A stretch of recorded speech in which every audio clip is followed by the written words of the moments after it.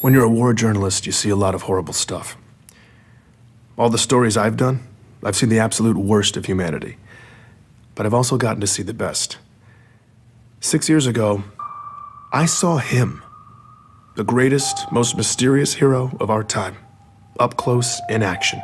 I witnessed firsthand what he did that day, and it changed everything for me. Anyone listening to this knows exactly who I'm talking about. The guy who saved us, saved Earth, saved mankind. Master Chief Petty Officer Spartan 117, whom we now know is simply the Master Chief. A few months ago, I was hired to do an in-depth profile on the Chief. Exclusive access, the whole thing. Since then, I've gotten to talk to a lot of people who claim they know the real Master Chief. The boy, the soldier, the hero, the traitor. See, I've always known where a story was going before it started. I'd known exactly the story I wanted to tell for years. The story all of us wanted to hear. Glossy, inspiring, the blockbuster hero biography.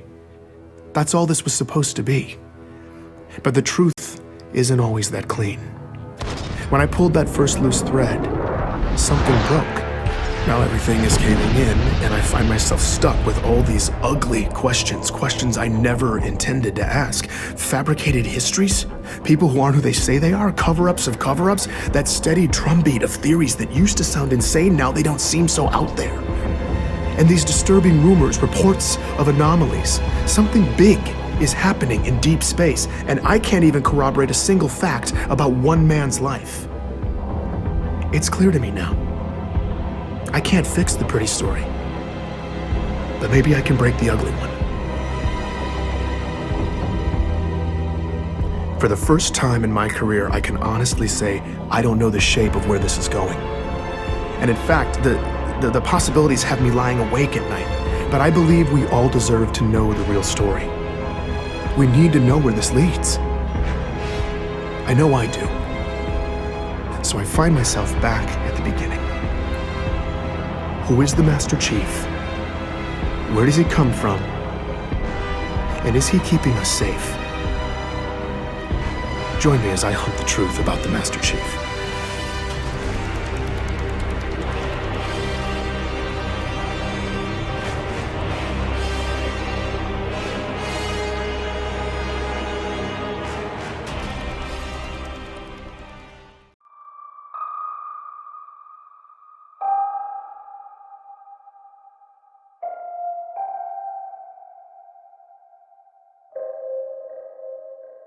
There's a story you tell yourself when the world blows up in your face. There's no way you could have seen it coming. No one could have, so there was no way to stop it. This is what lets you sleep at night. But go back in your mind to before it all happened. Replay it in your head, except this time, maybe you'll see it. Something small, out of place. Maybe it's just a single thread, but it's the truth. Nobody saw it coming when they arrived. An alien race known as the Covenant. Before 2552, there was no way anything like that could ever happen on Earth. On one of those distant planets in the outer colonies? Maybe. But an attack on Earth? Couldn't happen. Until it did. It's called glassing. Covenant warships rain plasma down on a planet until everything and everyone on the surface melts. Usually it's complete world destruction. Earth only got a taste. The prolonged orbital bombardment destroyed East Africa, killing millions before it ended. None of us were safe anymore. But something else happened that day too. Or someone. You've heard the eyewitness accounts. Every skeptic has seen the footage. I was there, and yet still to this day, it's unbelievable. A massive man in green armor appeared seemingly out of nowhere in New Mombasa, performed superhuman feats to single-handedly repel a global invasion and then disappeared? This was the Master Chief. The Unified Earth Government's military body, the UNSC, eventually released a statement. Who he is, where he came from, and that he's continuing to keep us safe. And that was that. But who is the Master Chief? Where did he come from? Is he continuing to keep us safe? I'm Benjamin Giraud, and this is Hunt the Truth. For all us cosmopolitan Earth types who don't venture into the far reaches of space, there's a planet way out in the outer colonies called Eridanus II. If you're thinking of visiting, don't bother. It was catastrophically glassed in a Covenant attack in 2530. But 19 years before it got wiped out, our hero, Master Chief Petty Officer John 117, then known as John, was born in a metropolis called Elysium City. That's where I started. Do I remember him? Oh, yeah, you don't forget a kid like that. That's Dion Govender. He chatted with me from his home in the outer colonies. Dion's retired now, but years ago he taught John at Elysium City Primary Education Facility number 119. Apparently schools in the outer colonies don't have the catchiest names. John was something else. He was sharp and quick, always evaluating the situation. Other kids just gravitated to him, you know? Dion seemed most excited to talk about John's athletic ability. The kids used to play King of the Hill after school. You know, the old game where you wrestle and push each other to try to be the last man standing. I would walk by sometimes, see him playing after school, you know, and without fail, I swear, it was always John standing alone at the top of that hill. Right. Yeah, every single day. Yeah. Matter of fact, I think the other kids ended up fighting for who got to be king halfway up the hill because nobody was messing with John. I definitely remember John. You're going way... That's Ellie back with Bloom, that question. another lifelong resident of the outer colonies. When she was young, she and John lived on the same street, just a few houses down. Well, he was a little younger than me, but let me tell you, that boy did not look like a kindergartner. He was a big kid. My friend Katrina and I used to meet him in this vacant lot in the neighborhood. The three of us would build these obstacle courses out of random junk and then race. You know, just kid stuff. As Ellie talked about her early years in Elysium, it wasn't long before she was getting nostalgic. On warm nights, sometimes our parents would let us go out to the green space and lie in the grass. And we'd just lie there, stare up at the stars.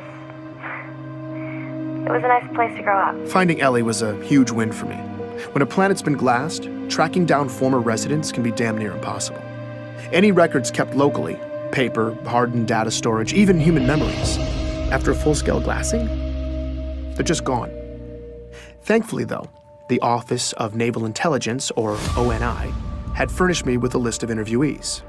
That's how I'd gotten Dion. But I wanted to go the extra mile with this story, so I'd hit up some of my old connections in the outer colonies looking for more sources. Ellie was my only hit so far. Did you keep in touch with John? No, I wasn't allowed to use Waypoint much when I was little. But I did keep in touch with Katrina. We still talk, actually. You know, she probably remembers John. I'm gonna tell her I talked to you. Wait, what was this for again? It's a military thing? Oh, no. John is the Master Chief. What? Yeah. John became the Master Chief. Like the Master Chief? Yep. Oh my God, no way, are you serious? I'm not kidding you. I'm telling you. My God, that's crazy. Ellie lost her mind for a few minutes. I guess it's not every day you find out that your childhood playmate saved the galaxy. Oh my God, now I'm definitely telling Katrina. I mean, she is gonna freak out. All right, so maybe Ellie wasn't going to be much help. I needed more of the young warrior angle. Here's Dion Tell you again. the boxing story. No, what's that? Okay, so Not yet. I taught the primary kids, you know, right? But I also ran this boxing league at the high school. Uh-huh. Now, second week, we're doing drills in the gym. John walks in. Huh. Now, mind you, John is in 6th grade at the time. I say, hey, John, what's up? He says, I want to sign up for boxing. And I say, John, you're 12. You know, what are you talking about? But John was adamant. But I look at him and he ain't leaving. Right. So I said, okay, what the hell? Figure let it be a formative lesson for the kid. I don't know what. So I put him in the ring with one of the smaller guys. John pummeled this boy. It was over in about 15 seconds, okay? So, well, all right. Well, I put him in with this bruiser. Now, a real good fighter. Yeah. Okay? Good fighter. 2 punches. John laid him out. 12 years old. I liked talking to Dion. Never seen anything. He was warm and funny in that grandfatherly memory lane kind of way. Never missed a practice. I realized I'd gotten lost in it all when the narrative took a dark turn. But then, one week, John just didn't show up. It was 25-24. John was 13. That's when the nightmare of the insurrection that had been plaguing the outer colonies finally landed on John's community. Under pressure from UNSC troops, the rebels were on their last leg, desperately seizing territory in the region and launching paranoid inquisitions to find spies. Civilian abductions and interrogations became commonplace. They would just, question you. Just these meaningless questions for hours and hours. Thomas Wu was living on a neighboring colony when the rebels showed up and hit hard, sweeping up Thomas and thousands of others in raids. What followed was months of horribly overcrowded detainment, neglect, and often constant questioning. Did you know this guy? What are the encryption codes for this system, that system? And you have no idea what they're even asking you. In the final couple months, Thomas says his captors started coming unhinged, and then toward the end, they just disappeared, leaving Thomas and hundreds of others locked up, starving. I don't want to play this part of the interview, but I'll tell you, it got bad. He talks about being packed in like sardines, warm bodies, cold bodies, people dying in the dark, the smell. He doesn't know how long it lasted, maybe weeks, but Thomas and many others survived. They made it out. Well, we helped each other. We looked out for each other. And I mean that was the only way. We made it through to the liberation, and then we left. We never looked back. When I asked him where the survivors relocated to, Thomas began to list off which cities were safe for refugees at the time. Decades later, he can still recite them all from memory. I asked about John's hometown. Perth City. What about Elysium City? No. Insurrectionist cesspool. Yeah, no, they got it bad there. Dion Govender confirms this. In Elysium City, people just disappeared back then. Just happened. Once the insurrectionists took over, whole neighborhoods just got scooped up. This went on for months. He talks about watching his community get torn apart slowly, every day. I asked him about John. Yeah, him and his parents. Sean missed the first practice and the last one. Back then, it seemed like everybody had... I'm sorry. No, it's fine. Take your time. It was hard watching Dion break down like this. He just looked defeated. These kinds of interviews are brutal. I wanted to comfort him, but it just felt condescending. Like I have any idea what it was like for him. So we were quiet for a bit. Before we ended, though, he said this. I think that if anything good can be said to have come from all of this, it's that everyone who went through it can know that their struggle wasn't for nothing. When you have a young man who can rise up from something like this and do what John has done, he honors all of us. Dion believed in John the way the rest of us believe in the Master Chief. He made it seem like this tragedy that shaped him was almost necessary. I certainly felt like I had the proper beginnings to a hero's origin story. The story made sense. It felt right.